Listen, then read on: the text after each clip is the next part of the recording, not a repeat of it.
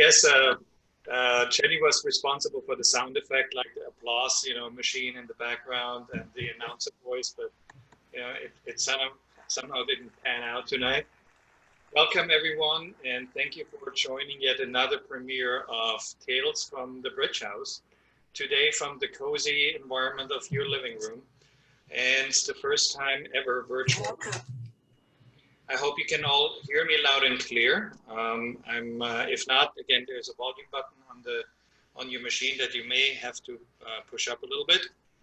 So, as you know, the Tales from the Bridge House, again today from the living room house, I guess, was really an idea to get this community together and socialize with each other, get to know each other better, and learn from each other, and have some community event that's not only about vino and food, but maybe a little bit of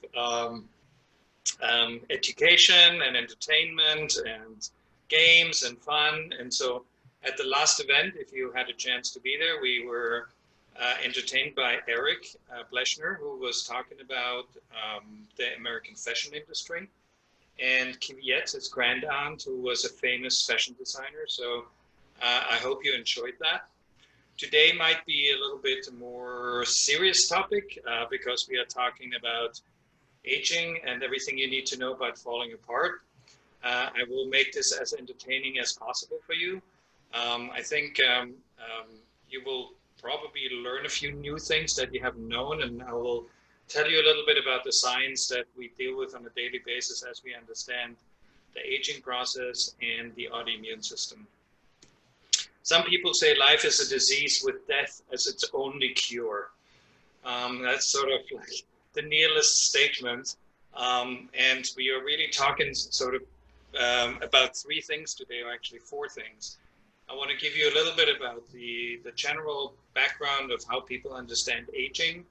Then we'll go into what defines aging, like chronic diseases and so on.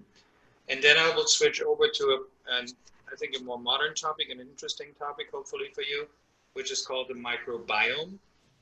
The microbiome is a word that describes all the bacteria that live in our gut and that actually define who we are and what we do with our environment. And then at the end, we'll talk a little bit about the social impact of aging for our society. So maybe because, not everyone knows me yet, so maybe I should give you a quick disclaimer about my background. I'm what people would probably call a physician scientist. So I'm a doctor who has done a lot of research throughout his life.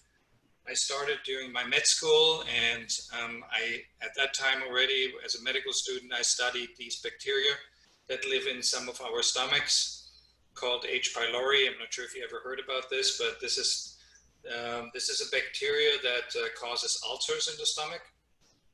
By that time, when we were working on this, we were declared insane because everybody said that is not possible that a bacteria causes an ulcer. Ulcers can only happen when you're stressed. So we worked with the Nobel Prize winner from Australia, Dr. Barry Marshall at the time. He was even crazier than we were because he grew all these bacteria in a flask in his laboratory and then drank the entire flask.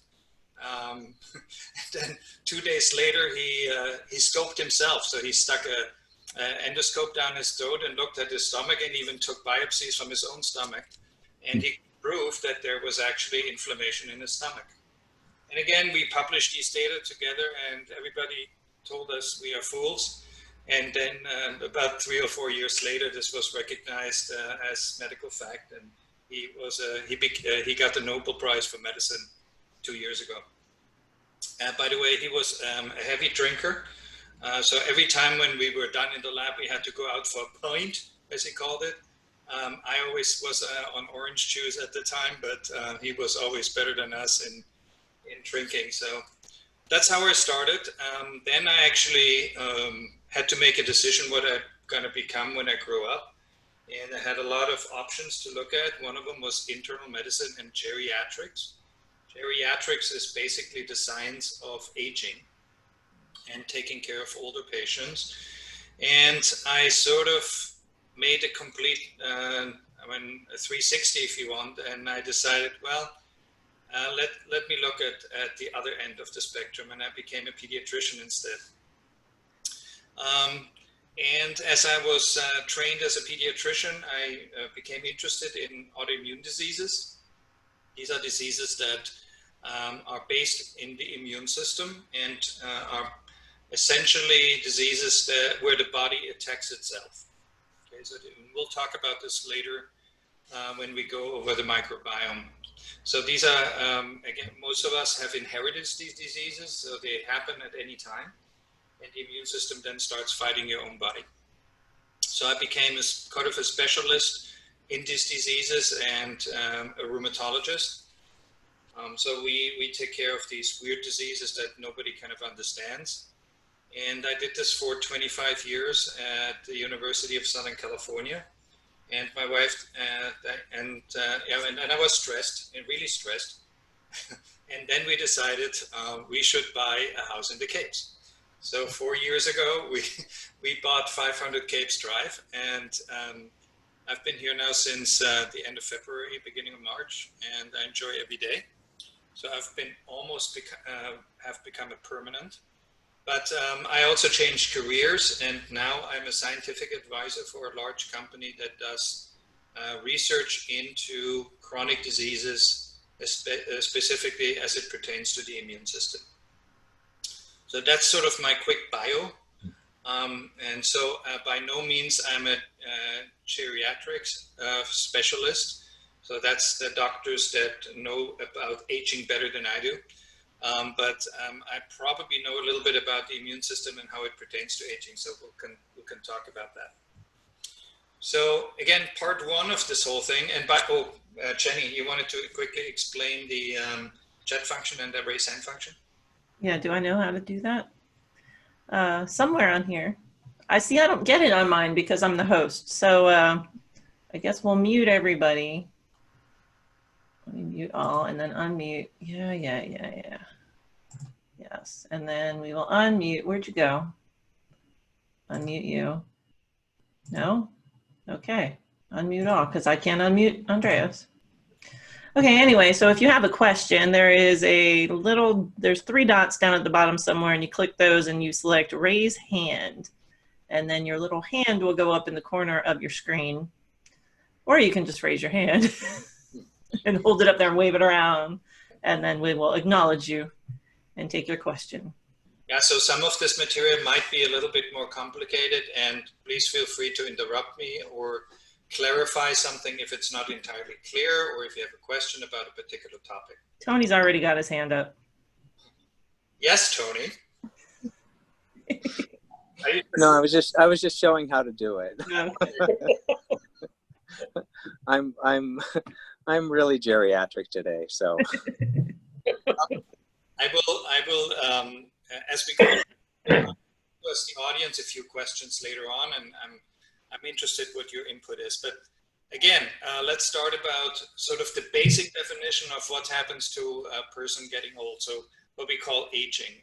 Aging is really the progression of changes being physical, social, or psychological that occurs during our lifetime. That's sort of the most primitive definition that we have. Other terms that you may have heard in that context are words like mortality. Okay, mortality means basically the life cycle, and so that's what we talk about today a lot, from birth to the grave, essentially. So as our body gets older with time, we're talking about the mortality cycle, right? Howard, did you have a question already? No, it was just. Then there's a term that you might have heard about, which is called functional aging. That's sort of interesting because it's opposed to the term biologic aging. So functional aging means as we progress and get older, and we just so happen to have a family history of heart disease or diabetes or arthritis, or you name it, we accumulate these diseases as we grow older. And so we may functionally age faster than our biological age. As you heard many people say, you don't look like 60, you look a lot younger. So we are talking here in this case about the functional age versus the biological age. So some people age faster, some people age slower, and that is actually all determined by our genetic material. So in other words, as soon as we are born, and even in utero, in the mom's womb, our clock starts ticking. So we are a predetermined life form. That is, our genetic information tells us exactly how long we will be alive. Okay, and what ultimately determines how long we will be alive, it really depends a lot on us ourselves, as we live healthy or not, or if we have diseases or not, if we get into accidents or not, if we grow up in a modern world or a Western society, or if we grow up in a developing country where serious infections are a big problem. So one of the interesting stories behind aging is what people call the developmental theory. And the developmental theory basically says what I just said. You have an internal clock that starts as soon as you are born, and you have essentially a program that runs from birth all the way to the end of your life that is predetermined. But interestingly enough, some of these steps that happen during this program sometimes help people, and sometimes they damage people. So there are certain program steps during our development where changes in our body occur that are very important for children and adolescents as they grow older. But the same steps that occur in the changes of the body can be quite damaging if you are older than a young adult. So if you become an older adult. So the same mechanisms that actually are important for you to grow up as you age in life can actually become damaging to you. So one of the things that people use to describe how aging actually happens is what we call the damage concept. So in other words, it's sort of wear and tear, if you will. Wear and tear, as you can imagine, let's use the heart. The heart is nothing but just a pump that pumps and pumps and pumps, and eventually it kind of wears out. It's like any other mechanical piece in a machine. Let's look at the kidneys. Kidneys are basically nothing but just a filter. Okay, you run water through it, you keep the rest behind that you need, and the rest you pee out. So that goes on for a few decades, but eventually that filter becomes old and raggedy, and then it doesn't really work so well anymore. So that's sort of the wear and tear story. But there's another part to it, and that is what we call the damage of the genetic material. And scientists in the science of aging believe that damage to our genetic material is actually what makes us die. Okay, so you don't have to remember this word, but I want you to hear it at least once. And that word is called methylation. So these are chemical changes that happen to our genetic material as we grow older. And these chemical changes lead to changes in our genetic material, in that it starts breaking apart. Our chromosomes are not as healthy and long anymore, they become shorter, and we accumulate what we call mutations, so that the genetic information that is coded on these genes is actually changed. So we have mutated genes, and that causes damage in the end. In addition, we every day we recreate our cells. So our blood cells are made new, our white blood cells are being produced brand new in our bone marrow. That's like a big machinery that spits out hundreds of thousands of cells every single day, and takes away the old cells that have been swimming around in our bloodstreams for the last 2 weeks. And as we grow older, this machine sort of becomes tired as well. So we are not making that many cells anymore. So as a result, our immune system weakens. And as we grow older, as you know, we tend to accumulate more chronic diseases, and I will go into this. So question is, does this really happen to everyone? Does this happen to every species? Does this happen to all the animals, to the plants? or is it just a human thing? Well, the answer is, believe it or not, there are actually many, many species that are immortal. Okay. I give you an example. Strawberry plants is like the most interesting example. You know, before a strawberry plant kind of dies, it sprouts out these little branches, and when you look at the genetic material of the little branches that it sprouts, they're absolutely identical to what the mom had. So the mom may die, but these little sprouts keep on living, and they look just like mom. And then they will do the same thing again next fall, and so on and so on. There's a plant, sort of an algae. It's actually its own species, but it kind of looks like an algae between a medusa, sort of like a, how do you call them? You know, the little jellyfish. And an algae, it's called the hydra. That's an organism that lives in the ocean that pops off little arms, and these little arms just look exactly like the mom or the dad that it had. And therefore, popping this off, it becomes immortal. It keeps on living and living and living. Same for bacteria. Bacteria divide and divide and divide. And every single time when a bacteria splits in half, it looks exactly like what the mom looked like, or the dad. Another interesting example, which you may are aware of, is cancer. Cancer cells are actually immortal cells. Okay, so once you have one cancer cell, it kind of explodes, and it keeps on dividing and dividing and dividing until we tell it to stop by giving a patient therapy for it. But these cells look genetically exactly like the original cell. Okay. And we actually do a lot of research with cancer cells in the laboratories. There are a lot of so-called cancer stem cell banks that we use for research. And we basically just take them out of the freezer, put them in a nutrient, like a little flask, and these cells grow like crazy.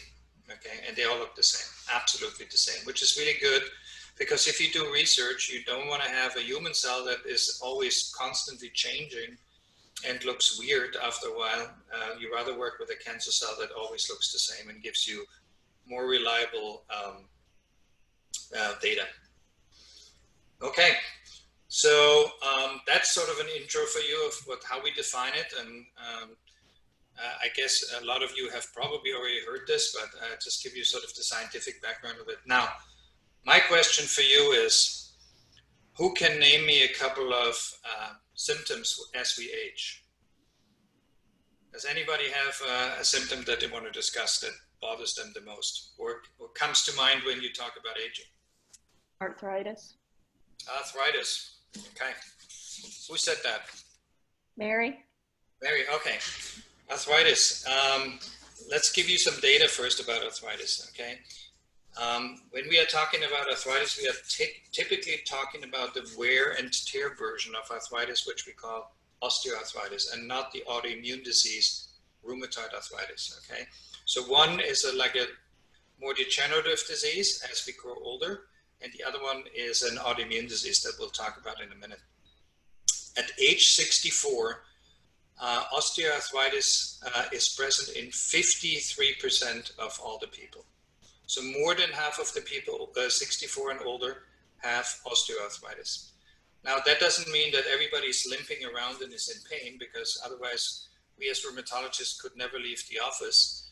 But about 20% of these patients do have what we call disabling osteoarthritis with chronic pain, and are limited in their function, walking, climbing stairs, and so on and so on.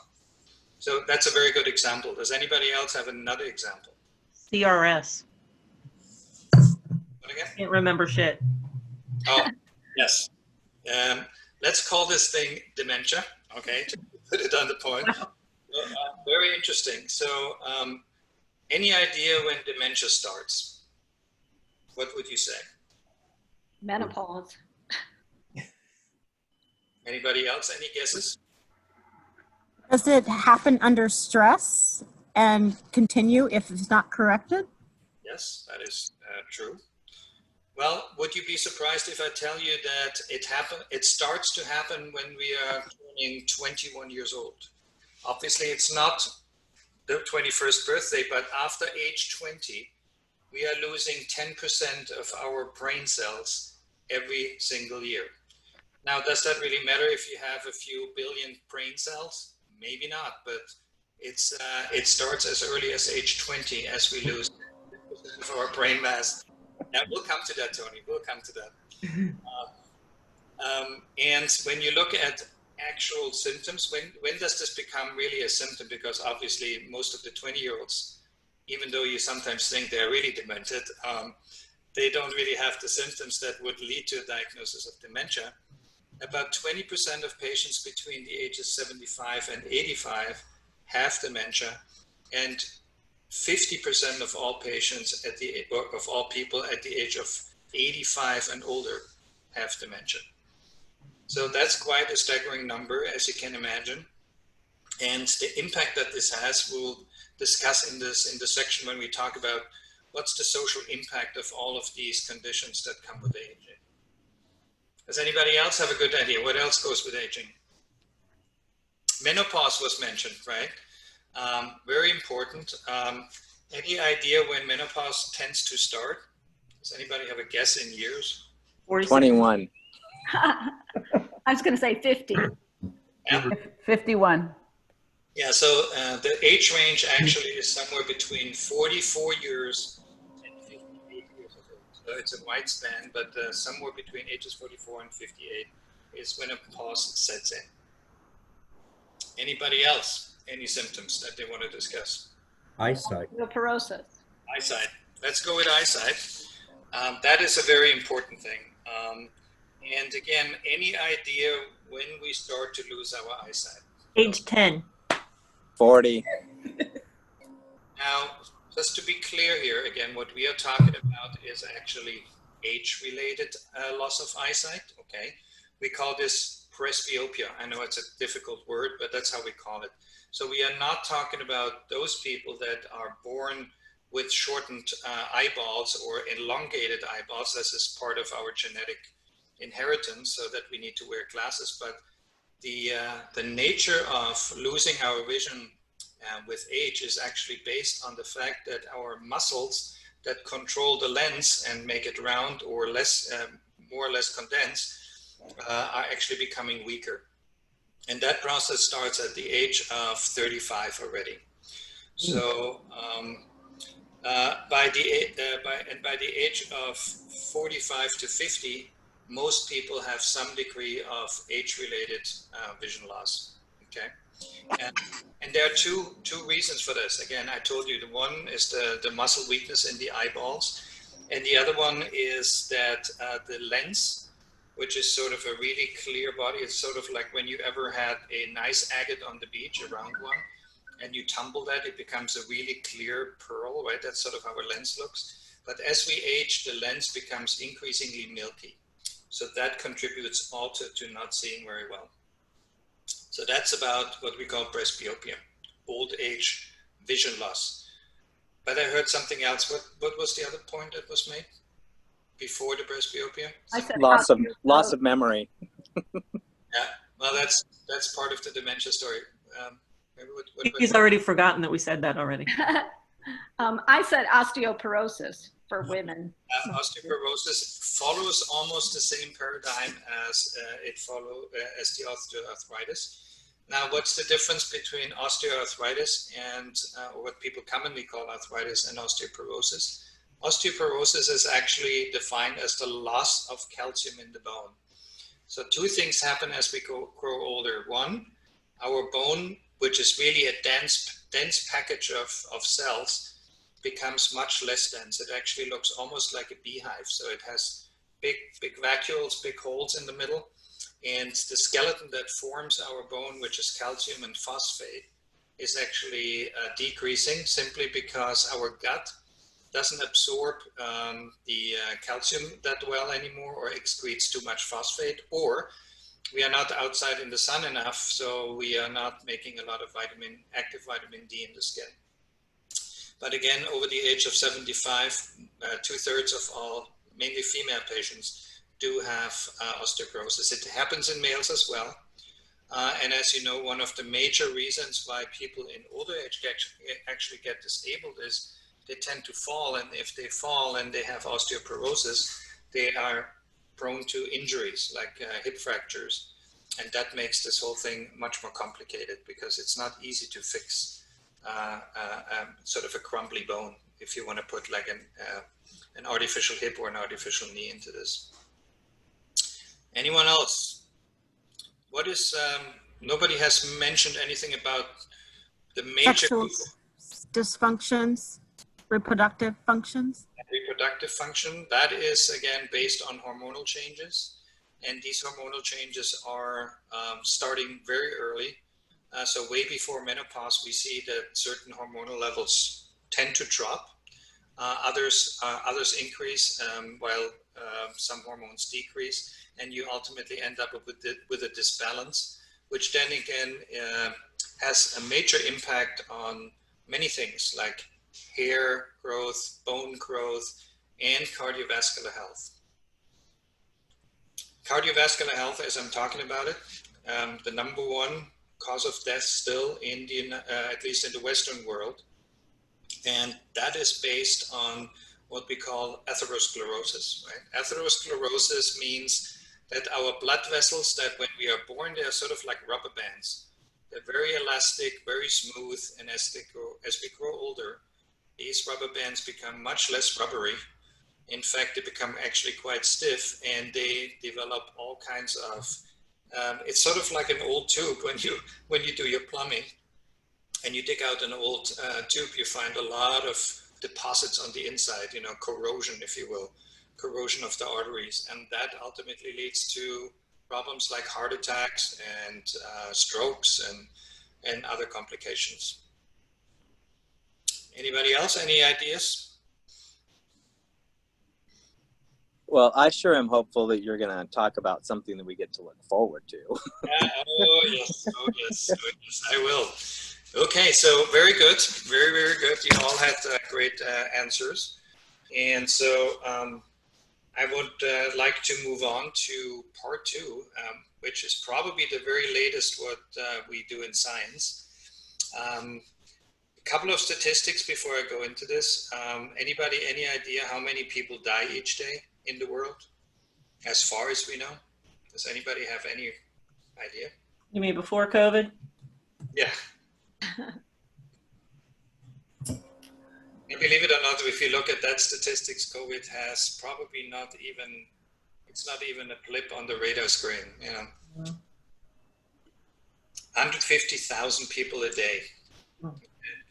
And when you look at the distribution in, at least in the western part of the world, in the more developed countries, 2/3 of these 150,000 people that die from what we call age-related causes. Now, you may say, well, what else, right? But you have to understand in the societies that came before us, that was very, very different. And we'll talk about age expectation in a minute. But in those days, people predominantly died from infections. Okay, all kinds of infections, as you know, tuberculosis and malaria and you know, dysentery and all these things. So in the era before advanced medicine, antibiotics and so on, that was the number one cause.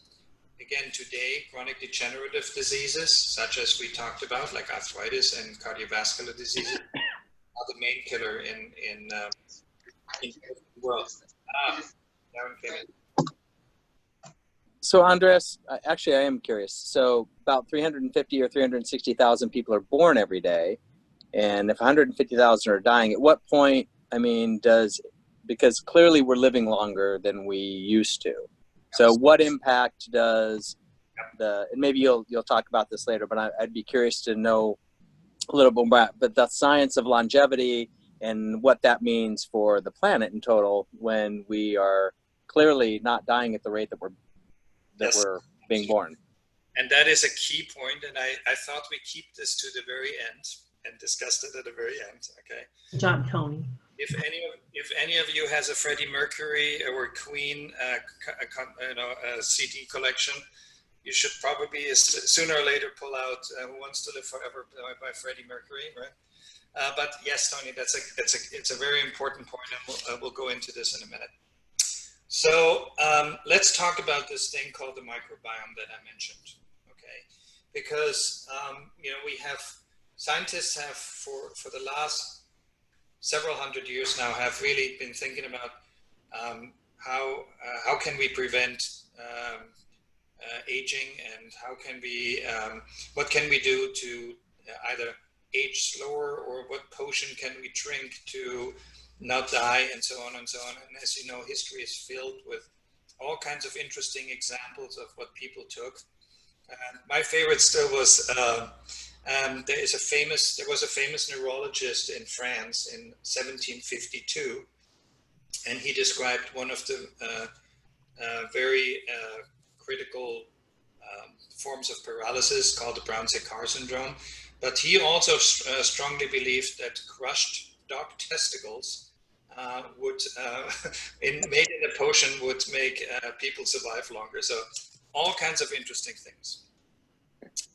So let's talk a little bit about the immune system and the microbiome. As I told you, who we are and how we develop is really sort of defined by what we actually are. And you know, if an alien life form would come to Earth today in a flying saucer and would look at us, they would see actually clumps of bacteria with legs on it that walk around the back. That's how they probably would describe it, right? So what I'm talking about is the microbiome. So the bacteria that live in our body, typically on the skin and or in our gut, mainly in our gut. Does any of you have any idea how many of these bacteria live with us on a daily basis? Billions. 4 billion. Millions. Billion. 4 billion? Billions. Billions? 3. 3? Okay. Well, I'm not sure if you can see this. Trying to show this. No, see. No, we cannot. What about now? That's a lot of zeros. That's 100 trillion. Okay, that's a number 112 zeros attached to it. 100 trillion. That's how many bacteria we have living on our skin and in our gut on a daily basis. Jenny, you were closest. I what? I was closest. You were close. You were closest. I was. So yeah, and when I talk about these microbes, I mean that the correct term would probably be microbes, because it's not just all bacteria, but it's a nice sort of mix of viruses, mainly bacteria, but there are also some parasites that are natural to our body system. So not every parasite is necessarily something that makes us sick, but keeps the body in a balance. And this balance, when it's off, has turned out over the last 2 or 3 years to be probably responsible for the majority of our disease. Okay.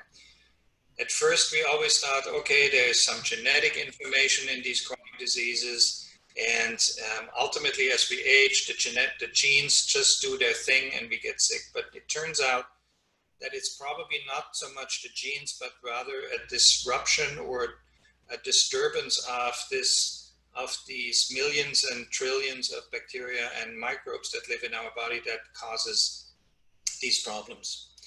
So couple of numbers for you that you might find interesting. So when you look at these 100 trillion species, just at the bacteria alone, there are 10,000 different families of bacteria living in us. Families, okay? So nowadays, when we do research on this, and I will tell you a little bit more about that in a minute, we have actually high throughput computers where we actually analyze these bacteria, and it takes us on average 3 weeks just to, and that's a high throughput computer, right? Very fast to analyze a stool sample of a patient. 3 weeks, because there are so many bacteria and so many families and so many subforms in the families that it takes us that long to identify them. When you look at the genetic material, so because as you know, all these bacteria, all these viruses, and all these protozoan, these parasites, they have genetic material as well. And those genes outweigh our genes, our human genes, by a ratio of 200 to 1. Can you believe that? So again, coming back to the aliens, they will say, I don't know what that is, but there is a bunch of bacterial humps walking around, and they have a mix of mainly bacterial and a little bit of something else, and I guess they call it human, but we are really defined by the bacterial load that we have in our gut and skin. If we would take this all out of our body and would put it on a scale, that would weigh about 5 pounds. That's how many of those are. Okay, and you can imagine a bacteria weighs nothing. So why do we have these things in our body? Well, we have developed over the millions of years in our development with these bacteria. They have a very important function in our body. They help us to digest food. They make vitamins. They help us protect. They help us to be protected from infectious invaders, because they form a nice barrier in our gut and make sure that not everyone that comes in from the outside is let in. So they make sure that everything is proper. And they actually, while we are still in utero, so in the womb of the mom, and as soon as we are born, they actually educate our immune system. And that is something I think is very fascinating. And this is what we call tolerance, right? Because if you imagine that so many bacteria are living with us on a daily basis, how come that we are not sick on a daily basis? How come that we don't have fevers or diarrhea or rashes or something?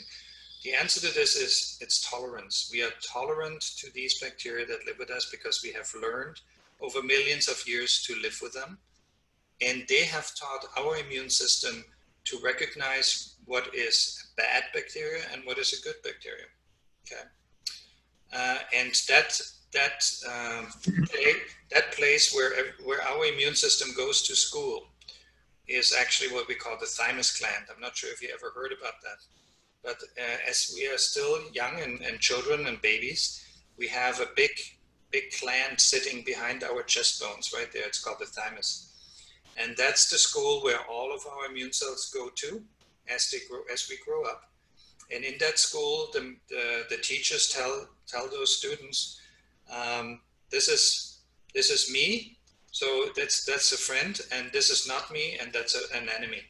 And if you ever encounter something that is not me, you need to kill it. Now, you all have been to school, and you all know what happens in school, right? They're the guys in the back seat of the school. They constantly do something else but pay attention. Okay. Unfortunately, they still graduate, right? So, and that's exactly what happens in our body as well. Some of these cells that haven't paid a lot of attention in school, they still graduate, and then they are being released into the bloodstream. And when they encounter actually an invader, they are not so sure, is this now a good one or a bad one? So they say, well, I don't know. Well, let's just kill it, right? And that, believe it or not, is what we call an autoimmune disease. Diabetes, rheumatoid arthritis, Crohn's disease, all these diseases, you name it, multiple sclerosis, and many, many others. This is what autoimmune disease means. Our immune system is not sure what's happening in the body with all these cells that attack our body. So they either just let them live or kill them, or it's a chaos. Long story short, that's why we develop chronic disease. Another interesting thing that you should probably know is how important is that microbiome for the development of these autoimmune diseases. So when we examine autoimmune diseases in the laboratory, we actually now have pretty much a mouse model for every single disease you can imagine.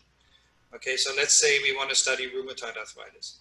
We do have a mouse that when we give them certain foods or certain medications, they develop something that looks like rheumatoid arthritis. So rheumatoid arthritis in a mouse. The same for MS, the same for ulcerative colitis or Crohn's disease or any of these chronic diseases. We can do it in a mouse. But here's something very interesting. When these mice are born and you put them in a sterile cage, so sterile cage means a cage where they are not interacting with any of the environment that they are in. So they get clean filtered air, clean filtered water, so bacterial free, virus free, everything free water and food. They do not develop these autoimmune diseases. Okay. As soon as you then give them normal food or normal water, within weeks, they develop the disease. So that tells you that these bacteria that live in us play a very important role in the development of these diseases. So it's actually quite fascinating. Another thing is, when do we actually get in contact with these bacteria after we are born? And the answer is, well, right in the moment when we squeeze our head through the birth canal, right? Because as soon as we get through this, the placenta ruptures and all the bacteria from the outside, these babies swallow that fluid, and that's the first contact, if you will. Because the fluid that they are in, even in utero in the mom, is pretty much sterile. There are some bacteria in there, but not many. But as soon as they are born and they swallow the water, the birth water basically, they get the first exposure to many bacteria of our environment. That's how it starts. Now, here's an interesting other fact for you. As you know, not every baby is born, quote, the normal way. We develop some of these babies by C-section, right? Turns out that when you are born by C-section, so in other words, when you don't swallow a lot of these bacteria, you have a higher risk to develop autoimmune diseases. So just by the fact that you have not swallowed these bacteria initially can put you at risk. So again, summary, you have heard a little bit about microbiota. Oh, I forgot one thing that might be, so you may want to take a sip of wine before I tell you that one, but that's an interesting one. Lately, we have been thinking about, let's say you have a chronic inflammatory bowel disease. You probably have heard about diseases like colitis or Crohn's disease, right? Lately, we have been thinking about how do we treat these patients the best way? And as you know, in the past, we always used heavy-duty guns like steroids and immunosuppressant drugs and cancer drugs to treat these patients. And they were doing okay as long as they were taking these medications, but it was a long way, and most of the patients didn't really fully respond, and at the end they had a lot of complications. Well, about 10 years ago at USC, we came up with the idea is if it's really true that the bacteria in our gut, or something, when something is wrong in the bacteria of our gut, is the reason why we develop Crohn's disease or colitis, why don't we give somebody poop from somebody that does not have colitis? Okay, and that's what we call fecal transplant. And believe it or not, we do this now on a relatively frequent basis. We take a stool sample from a healthy person, we clean it up, we take the bacteria that are in that stool sample and we package it in really nice capsules. And we tell a patient who has chronic inflammatory bowel disease, eat this poop. And guess what? It works very well in about 2/3 of the patients. Not sure if you heard about that, but that sort of tells you a little bit about where we are at the age of microbiome. Before I have a question. How does antibiotics play in the process? How much of it does it destroy? How fast does it come back? Yeah, that's an excellent question. And, you know, you probably have heard that since the introduction of modern medicine, there's actually an increase in autoimmune diseases, right? So you begin to wonder, why is that? Okay. And one of the theories is the following. Number one, the theory of the bored immune system, bored. And the second one is the antibiotic theory. And I'll explain you these two. First one is the bored immune system. If you would have grown up in the 1700s, 1600s, let's say, and you were basically living in a little village somewhere where you don't have a sewer system, you have no running water, you have a well in the village somewhere and everybody drinks contaminated water, okay? Your immune system is on high alert every single day because all the bacteria that are in that water have to be fought off. So our immune system was pretty active. As we developed as humans and in modern society evolved, and we have now sanitation, better hygiene, clean water, and all that, our immune system is bored. They are looking for something else to do. And as it is, like with a bunch of teenagers, if they don't know what to do, they just, start fires or destroy things, okay? Or they do shit they shouldn't do, right?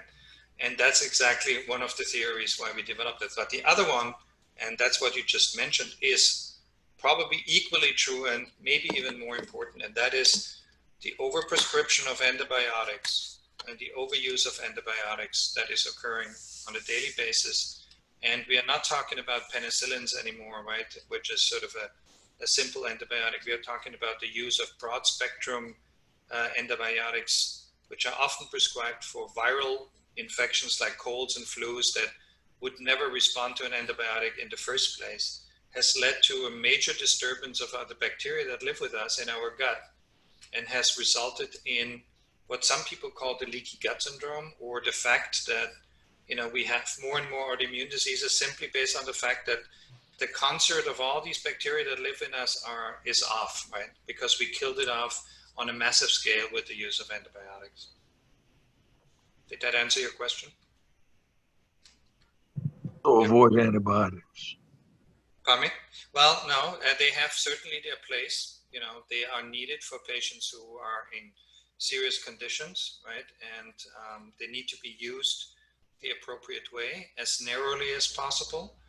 And for every antibiotic you prescribe, you should know what you're treating, because it's not always necessary to use the big guns if you can get away with a penicillin or something that is much. Let's say the doctor prescribes a Z-Pak Right. for the flu.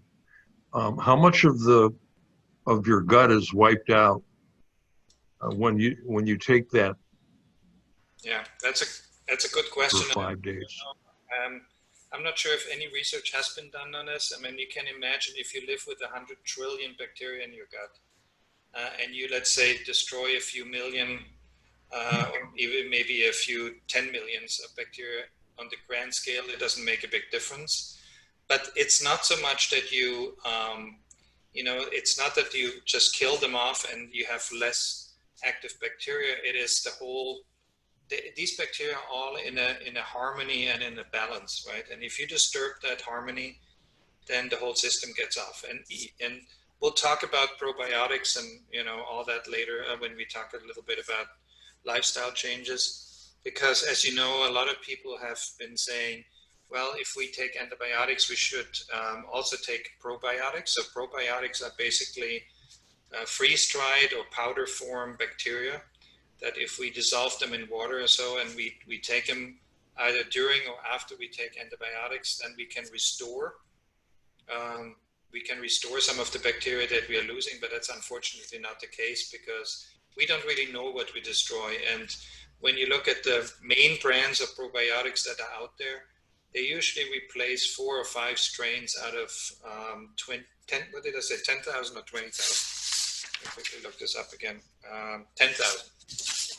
So, you may restore 5 strains of them, but you have still 99,995 others, right, that are probably also off. So, yeah, and again, Z-Pak is, for me, by the way, is the classic example. It's a broad spectrum antibiotics. It's frequently prescribed for non-bacterial infections, such as a viral common cold or viral flu. I have often asked myself, why is that doctors a lot of doctors know about this, right? And yet they still prescribe the Z-Pak. Why is that? Well, believe it or not, there were a lot of investigations about this, and it turns out that a lot of patients, when they go and see a doctor and say, I have a sore throat and I have a fever, and it turns out it's a viral infection, they think that if that doctor doesn't give them an antibiotic or some sort of a prescription, it's a bad doctor because he didn't do anything. Yep. Or they go to the next one. Okay. Well, I went to this one and he didn't even give me anything. And can you see how sick I am, right? And yes, these patients have fevers, and yes, these patients may have diarrhea or something, but that doesn't necessarily mean it is something that needs to be treated with an antibiotic. Yeah, I've seen that a lot in work. And it's funny because people after like 3 or 4 days on it, they'll say, oh, but it must have been bacterial because I feel so much better. And it's like, no, you probably would have just been feeling better anyway, you know? But it's hard to convince people. Yep. Jerry had a question, I believe. So my mom had several autoimmune system diseases, and she had polymyositis, she had scleroderma, she had rheumatoid arthritis, and I think she had some form of dermatomyositis as well. Then eventually she developed pseudomyxoma peritoneal. And so pseudomyxoma peritoneal is a cancer in the stomach cavity. It's in the peritoneal cavity. So she began showing all these autoimmune system diseases. And I remember one of my dermatologists at the time, she was a friend of mine. She said, you need to look for cancer. There's probably cancer somewhere in your mom's body. They just haven't found it yet. And so my question to you is, first, how does one person develop so many autoimmune system diseases, and what's the propensity of someone who has autoimmune system diseases, the likelihood to get cancer? Very good question. Okay. Especially rare cancers like pseudomyxoma peritoneal, although I found out that pseudomyxoma peritoneal is not as rare as I thought, because there's a whole Facebook group with hundreds of thousands of people who have pseudomyxoma peritoneal, which is a nasty cancer. Yep. Okay, so let me start with the first one. Why so many autoimmune diseases, and what's the chance of somebody developing cancer as a result of having that many autoimmune diseases? Okay. You know, and I didn't really want to bring this up because I didn't want to make it too complicated tonight, but from an immunologic perspective, so that's what we do as immunologists and researchers, cancer and autoimmune disease is essentially the same thing on a spectrum, okay? Because in both conditions, what happens is that a certain group of cells decides to create a problem, and they decide, hey, why don't we kick the joint into its butt, right? Rheumatoid arthritis, or why don't we attack a muscle, myositis, or something else, the brain, MS, okay? But as they do this, they keep on growing and growing and growing, and these cells keep on multiplying and multiplying and multiplying. Now, we all have our own immune defense for this. So we have the police in our body that tells these cells, hey, you can't do this, right? But as we grow older, the number of our police force is actually going down.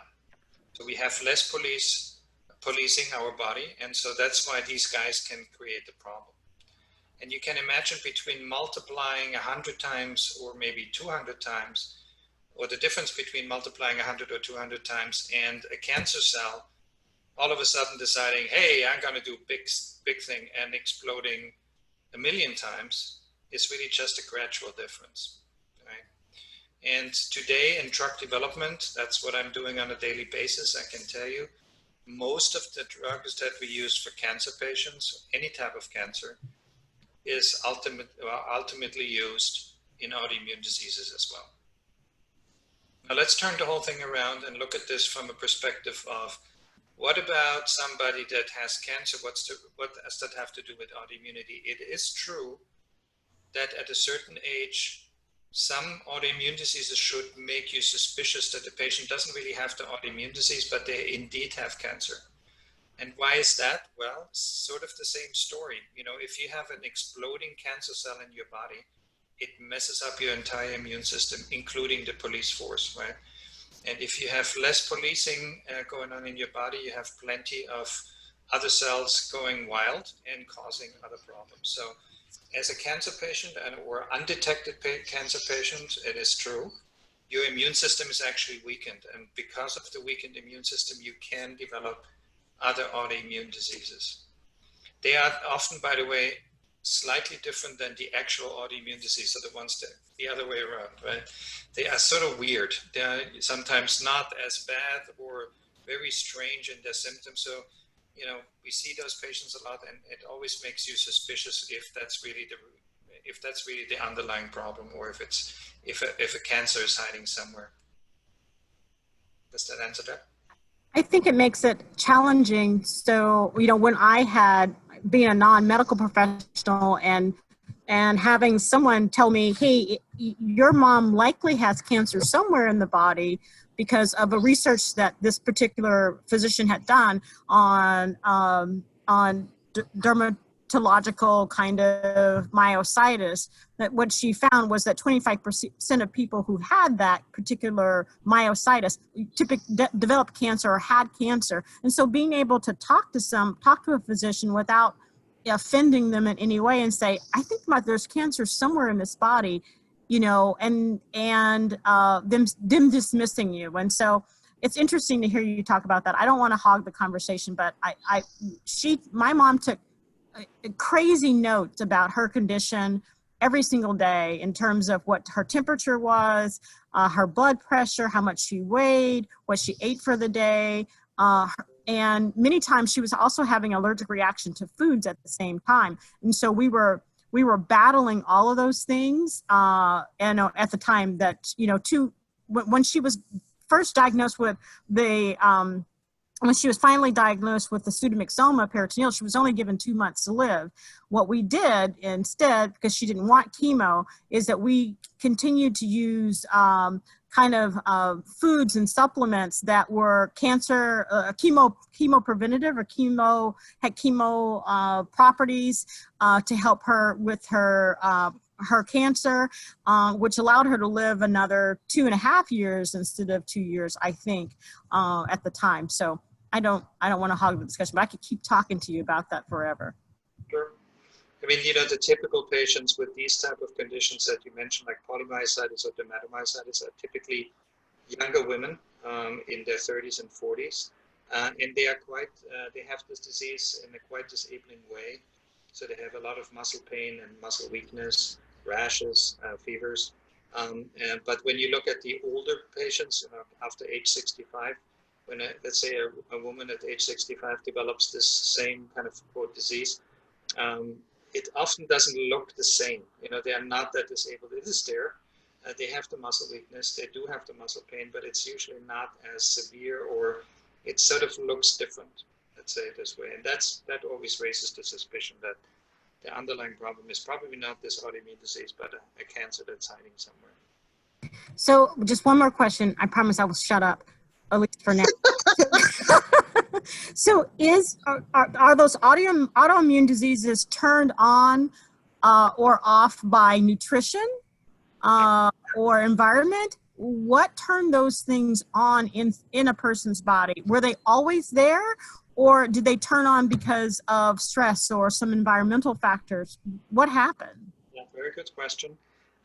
You know, when you are, when like me, I was and will be again, because I now got an OHSU badge, but as you see patients every single day and you diagnose them with these chronic autoimmune diseases, the first reaction, and you tell them, you know, I believe you have rheumatoid arthritis, let's say, the first reaction that we always get as doctors is, that's not possible. Nobody in my family ever had anything like that, right? So in answer to your question is, we know that in the majority of cases, at least, these diseases are inherited genetically. Now, just because they inherited doesn't mean it's necessarily transferred from mom to daughter or mom to son, or from father to son, or from father to daughter, because these genes can be silent for generations. So if somebody would do some research, they would probably find a great-grandmother who had severe problems with the kidneys or severe problems with the joints, but you know, 100 years ago, nobody really knew what it was, and so it was just dealt with, right? That's one. But you know, ultimately the question, of course, is what triggers your genes to do this, right? What triggers you to develop this disease if you carry it? Because there are some very interesting studies. You know, we have done twin studies where you have identical twins, and one of them has a severe autoimmune disease, right? Almost dies, and the other twin is healthy as ever. It never has a problem. So how can that be? Because obviously, identical twins should have pretty much identical genetic information, right? So the answer to this is, and again, I didn't want to go into all these details today, but I'm glad that you're all engaged, is what we call the window. So what happens is, in order for a disease like this, or a cancer, by the way, it's the same story, to start, three things need to happen. Number one, you have to have that genetic predisposition in your body, okay? You have to have the gene that says, I'm at risk to develop cancer 1 or 2, or autoimmune disease 1 or 2. But that's not enough to develop the disease, right? The second event that needs to happen is that gene that carries this information needs to be actually activated, because it turns out a lot of the genes that we carry in our body are silenced through long periods of time of our life, okay? So they are not always active, if you will. They're just sitting there and not doing anything. And then at a certain period of our life, all of a sudden they become active again. But once again, that's not enough. What then needs to happen is a trigger needs to walk through that window or through that door. That trigger can be an environmental factor, as you mentioned it, radiation exposure, a severe disease, antibiotic use, a trauma. And when I say trauma, it can be a physical trauma or a psychological trauma, a serious bacterial disease, a viral cold or a flu, something very, very simple. And only when these three things come together, the gene that you carry, but it needs to be active, and then the trigger walks to the door, that's when the whole thing starts. And once it starts, it sort of goes bonkers, right? It's sort of like a domino effect. You kick the domino into gear, and then it goes on and on and on until we tell it to stop. Any other questions about that? I know we have been going on, but I kept, of course, Tony's question and all the cool thing until the end, because the question is, can we influence getting older? So you have been waiting desperately for me to tell you what the youth potion is, right? So here comes some good news. If you look in your passport and you identify yourself as a yeast or a roundworm, or possibly even a fruit fly, I can tell you we have ways to make you younger. Because in the roundworm specifically, we have identified a gene that is actually associated with longevity. So if we exchange or silence certain genes in the roundworm, we can make them live, instead of a year or so, up to 5 years. So tremendous increases. The same if you're a fruit fly, or if you are a mouse even. In the mice, it's actually not that clear. So we can expand the life cycle of a mouse by several months, which is almost 50% in their lifespan. But bad news, there's nothing for the humans. Okay, so we don't have a secret potion for the humans yet. One thing that is interesting, and I come back to what I told you before, is remember in the beginning we talked about this methylation thing, that these chemical changes to the DNA. It turns out if you actually can reverse that process, when you reverse the chemical changes that some people got to their genetic information, you can actually live longer. Now, can we do this with medication, for example? Yes, we can. There are actually some chemo drugs that do that. But as you can imagine, who wants to really take a chemo drug and has all the side effects of a chemo drug just to live a little bit longer? Wouldn't recommend it, okay? But there are things we can do. Okay, so let's go through these many things. And as you know, there is a huge industry that has developed over the last several decades that promises you to live longer and look better by buying their product and taking it on a regular basis. And there are always people that swear by a certain thing that they have tried, and they are convinced that this is the thing that made all the difference for them. And you know what? I always tell my patients, if you think that works for you and it doesn't have any serious side effects, I'm all for it. Please take it, okay? But let's bring it down to sort of what is proven and probably what is not so proven. So let's start with food, because diet was mentioned earlier. So what role plays diet in our aging process? Well, first of all, there is something to be said about the Asian cultures, because in the Asian cultures, you probably heard that the ritual of fasting is deeply ingrained in a lot of these societies. So does it actually make a difference that if you fast? Well, believe it or not, we don't have data that supports that fasting does anything, but there is something that we call caloric restriction.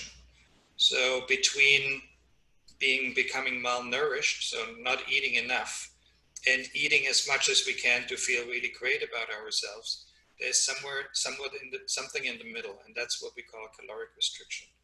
So caloric restriction means if you would eat enough to be nutritionally supportive, so you get all the nutrients you need for your body to work, but you don't eat in excess. In fact, you eat about 60 to 70% of your excess diet that we have, then you have actually a chance to increase your life span.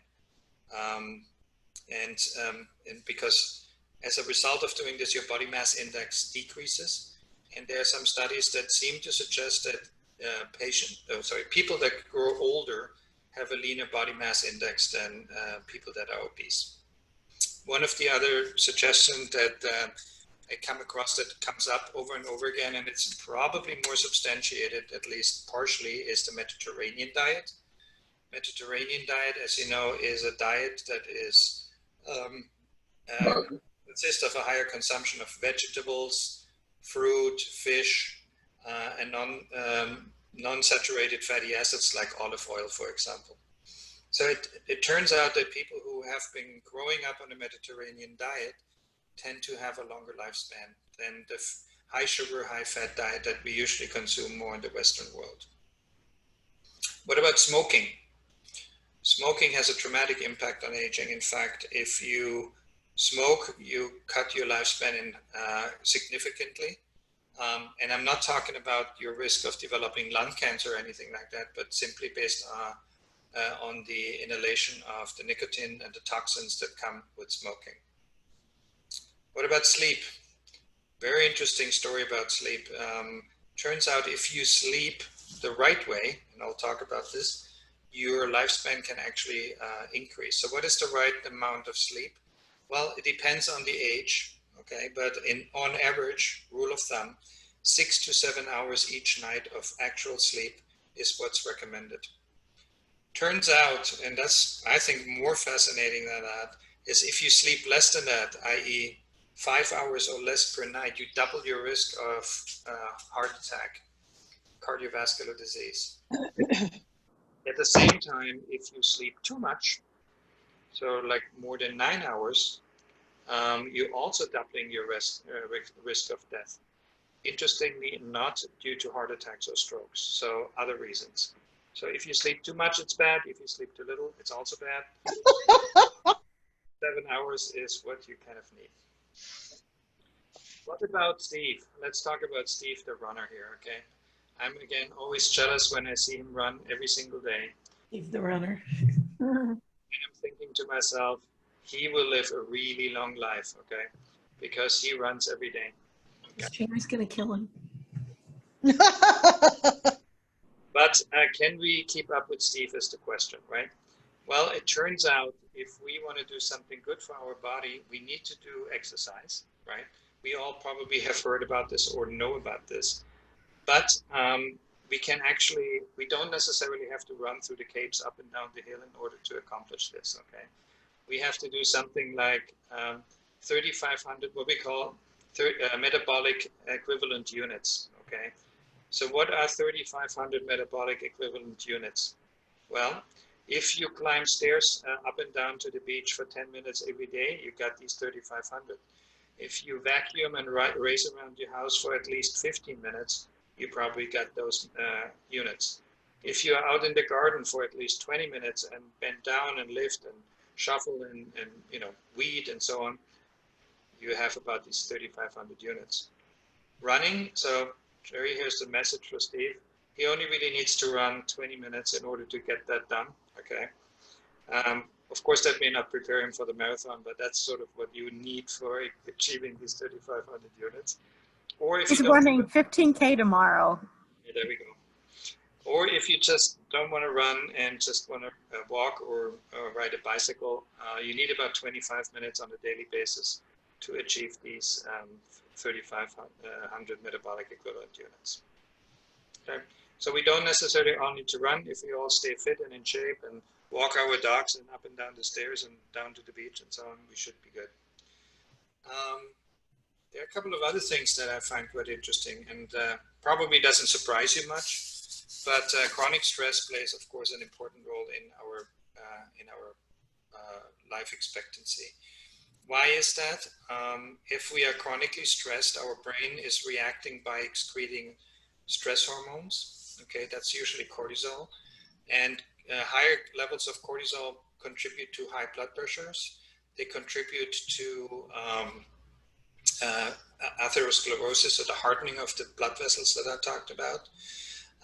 And so that is actually a very important aspect. So, you know, we can talk about how do we mitigate this, and what do we do for stress, and that's a long story. You can talk to Diane about this. She's very good in talking about that topic. One other thing is what I found that I didn't know, I have to say, when I was preparing for this, is loneliness. Okay, in one study that I can find, it turned out that if you are living alone as an older individual and you're lonely, your risk is actually higher than when you smoke. Mm-hmm. So, it was an interesting study. I mean, you know, not really. Anyway, so Tony is now waiting with bated breath if he's still there, or only if his notebook is there. But well, before I move on, that's the last really thing that I want to quickly talk about. And I know I kept you for a long time, and I'm really grateful and thankful that you all are still there and not already have Migos, my eyes glaze over, right? But does anyone ever have any additional questions about this before I talk a little bit about the social impact of aging? Good. All right. You're all like. Oh, wait, Bill has his hand up. Bill, you have to unmute yourself. Here, hold on. Let me see if I can. Bill, wait a minute. You're muted. It's not letting me unmute you. Unmute. On your screen on the bottom, there's this microphone. You just have to click on the microphone. How are you? Perfect. Oh, no, you don't. Bill, we can't hear you. Click again. I don't know why it's not letting me unmute. Let me see if I can do it. I'm not supposed to be in charge here. What the heck? Wait, there you go. There you go, Bill. Hello, hello, hello. Hey, hello. look, there's Mark. Yeah. Oh, hi, Mark. Okay. Go ahead, Bill. You can hear me now. Okay. Yeah. We are inundated with commercials for Prevagen, and that's supposed to improve your short-term memory. And I would appreciate comments on it. In the testimonials that they have on the commercials, it's like if you take it for 30 days, it will, your memory, your short-term memory will be improved. There's some people have taken it for like 11 years and that sort of thing. Could you please comment on it? Is it worthwhile to take, or is there something else? Can you give me... Who was that? Bill, can you give me the name of this compound or the drug again, or the Prevagen. Prevagen. Prevagen.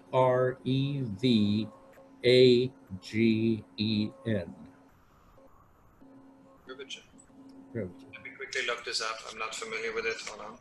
Oh. Have others seen the commercials for Prevagen? Okay. Natural. It's an over-the-counter supplement that says it's made from jellyfish. That's correct. Coffee. I don't remember. Tony. Oh, that's funny. I've seen it, but I don't believe it. Can we permanently mute Tony, please? No, Bill, I cannot tell you, except from looking over it just at a glance, you know, my gut feeling is It's one of these many, many products that I mentioned earlier that are currently being marketed to consumers as, you know, potions that either improve, you know, memory skills or blood flow or digestion or better heart function. And these are unregulated products by the FDA because they are listed under supplements. They're called nutritional supplements.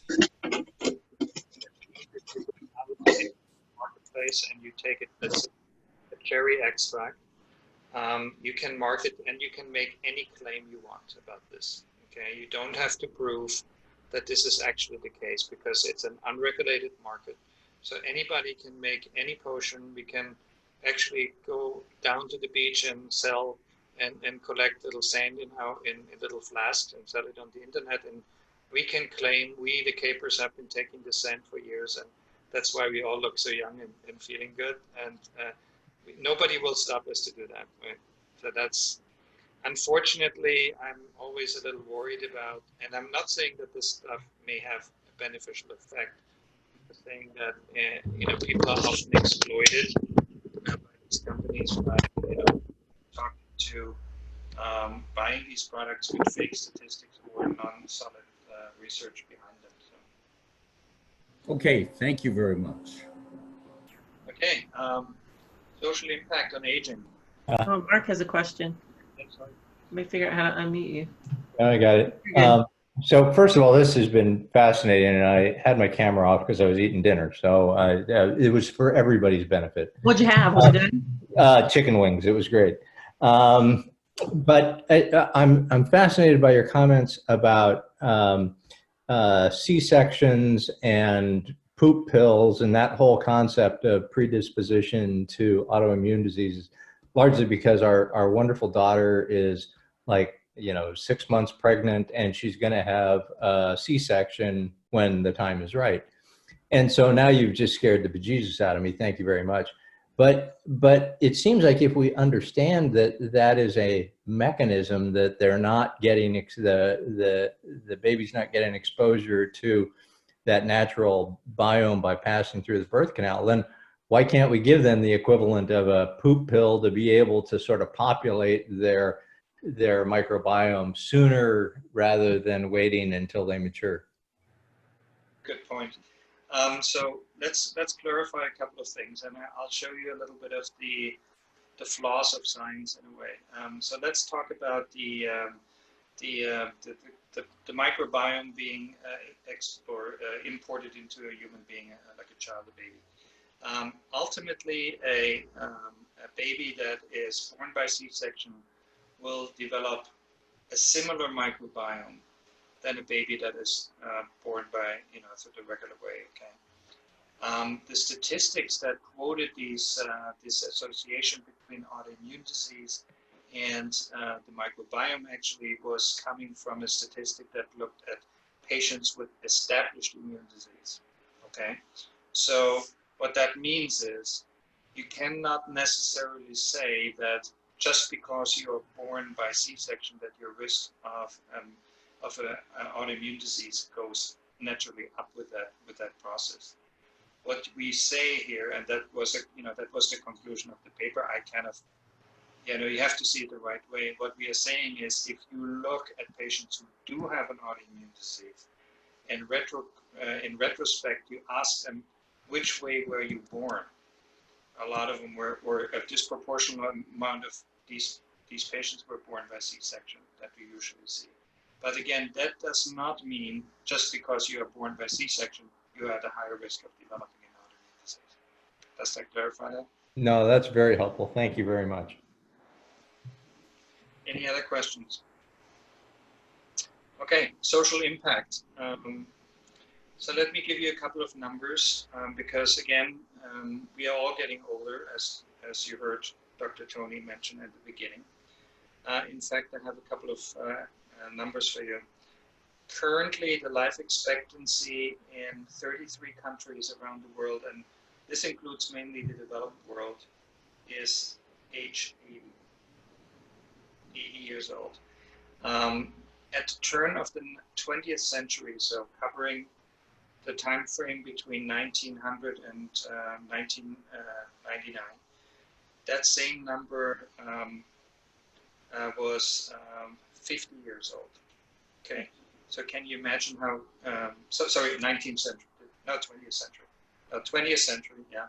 So you can see how rapidly this is increasing. And when we follow this model based on this current exponential aging curve, if you will, we can assume that by the end of the 21st century, so that's the one we're in, about 50, let me see, that this will increase to by another 50%.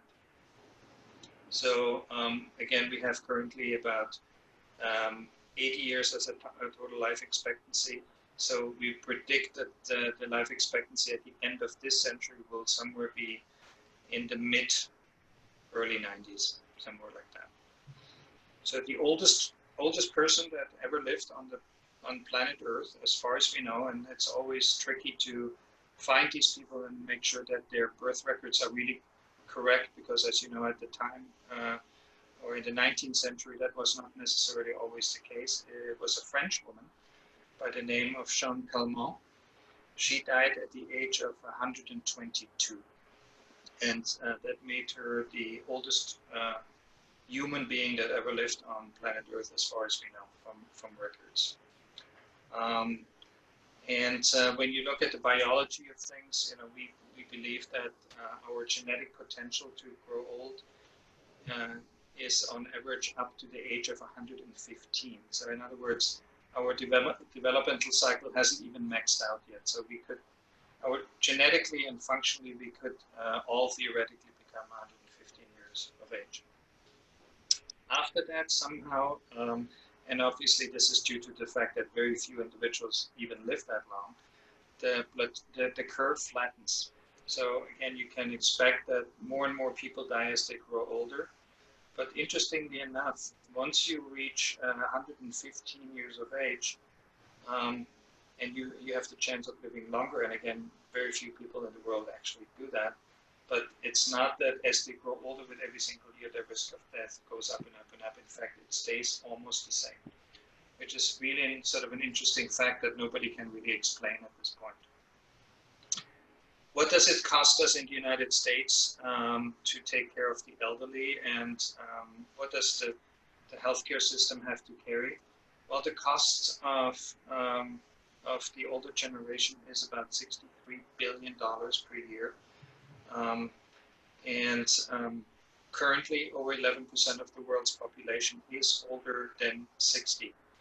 By 2050, so in a little bit less than 30 years from now, that number will actually double. So by that time, over 20% of all people on planet Earth will be older than 60 years of age.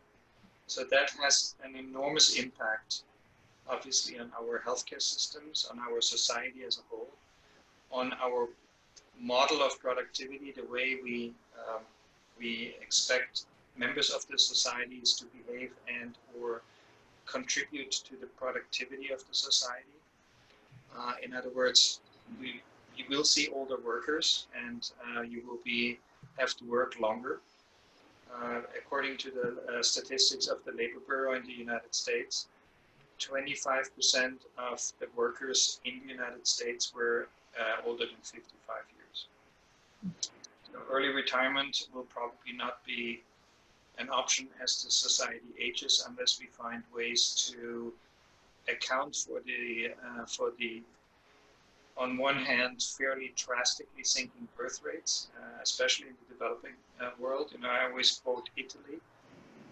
You know, Italy, everybody knows Italians love their children, right? And Italian families always had like many, many children.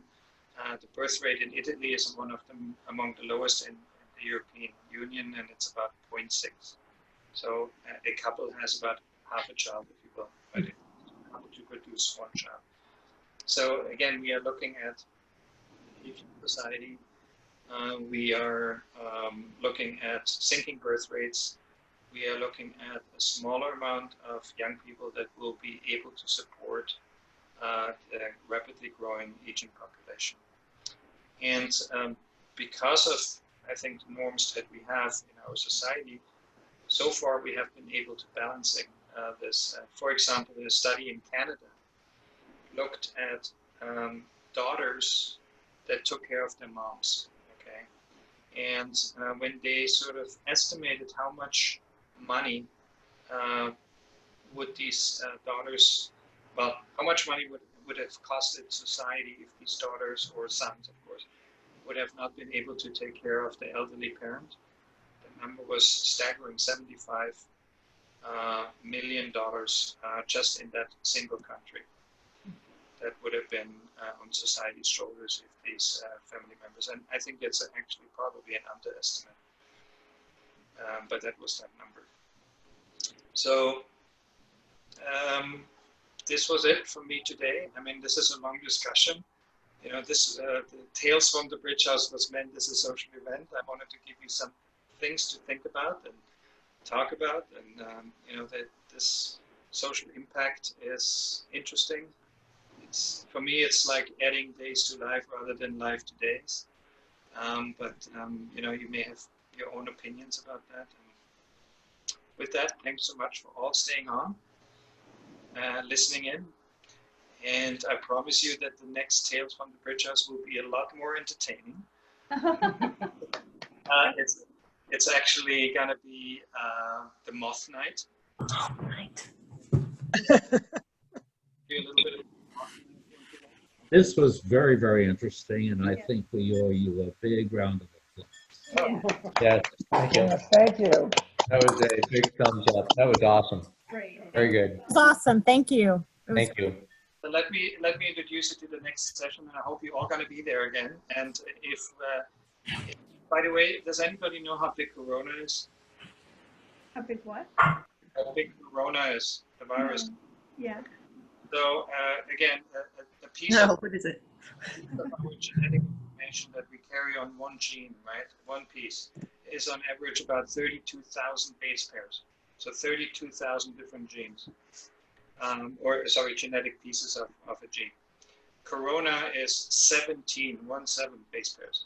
So it's a tiny, tiny little thing, and you can see what kind of damage it has caused, right?